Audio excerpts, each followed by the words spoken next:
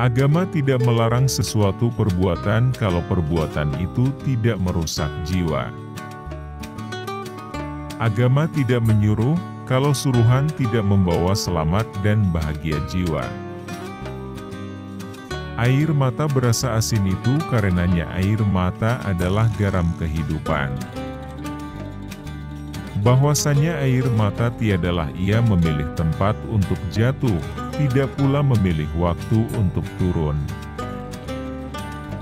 Bahwasanya cinta yang bersih dan suci, murni, itu tidaklah tumbuh dengan sendirinya. Bertobat tidak hanya berarti menyesali dosa tetapi juga membenci dosa. Cinta bukan mengajar kita lemah, tetapi membangkitkan kekuatan.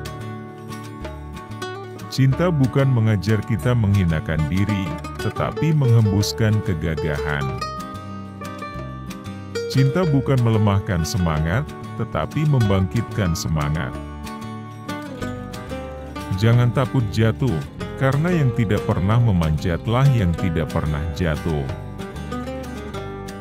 Kata-kata yang lemah dan beradab dapat melembutkan hati dan manusia yang keras. Jangan takut gagal, karena yang tidak pernah gagal hanyalah orang-orang yang tidak pernah melangkah. Iman tanpa ilmu bagaikan lentera di tangan bayi, namun ilmu tanpa iman bagaikan lentera di tangan pencuri. Kalau hidup sekadar hidup, babi di hutan juga hidup. Kalau bekerja sekadar bekerja, kera juga bekerja. Kegunaan harta tidak dimungkiri, tetapi ingatlah yang lebih tinggi ialah cita-cita yang mulia. Kemunduran negara tidak akan terjadi kalau tidak kemunduran budi dan kekusutan jiwa. Kita memang hanya akan dipertemukan dengan apa-apa yang kita cari. Membaca buku-buku yang baik berarti memberi makanan rohani yang baik. Orang berakal hidup untuk masyarakatnya, bukan buat dirinya sendiri. Satu hati lebih mahal daripada senyuman, satu jiwa lebih berharga daripada sebentuk cincin. Satu-satunya alasan kita untuk hadir di dunia ini adalah untuk menjadi saksi atas keesaan Allah.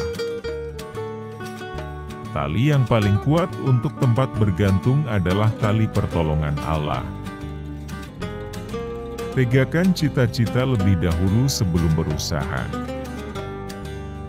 Waktu bagi orang Islam adalah sesuatu yang harus dipertanggungjawabkan. Jelas sekali bahwasannya rumah tangga yang aman damai ialah gabungan di antara tegapnya laki-laki dan halusnya perempuan. Kecantikan yang abadi terletak pada keelokan adab dan ketinggian ilmu seseorang, bukan terletak pada wajah dan pakaiannya. Adil ialah menimbang yang sama berat, menyalahkan yang salah dan membenarkan yang benar, mengembalikan hak yang empunya dan jangan berlaku zalim di atasnya, berani menegakkan keadilan, walaupun mengenai diri sendiri, adalah puncak segala keberanian. Cinta bukan melemahkan hati, bukan membawa putus asa, bukan menimbulkan tangis sedu sedan, tetapi cinta menghidupkan pengharapan, menguatkan hati dalam perjuangan menempuh onak dan duri penghidupan. Cinta itu adalah perasaan yang mesti ada pada tiap-tiap diri manusia. Ia laksana setetes embun yang turun dari langit, bersih dan suci. Cuma tanahnya lah yang berlain-lainan menerimanya, jika ia jatuh ke tanah yang tandus. Tumbuhlah oleh karena embun itu kedurjanaan, kedustaan, penipu, langkah serong dan lain-lain perkara yang tercela. Tetapi jika ia jatuh kepada tanah yang subur, di sana akan tumbuh kesucian hati, keikhlasan, setia budi pekerti yang tinggi dan lain-lain perangai yang terpuji. Ikhlas dan sejati akan bertemu di dalam senyuman anak kecil. Senyum yang sebenarnya senyum yang tidak disertai apa-apa. Jangan pernah merobohkan pagar tanpa mengetahui mengapa didirikan.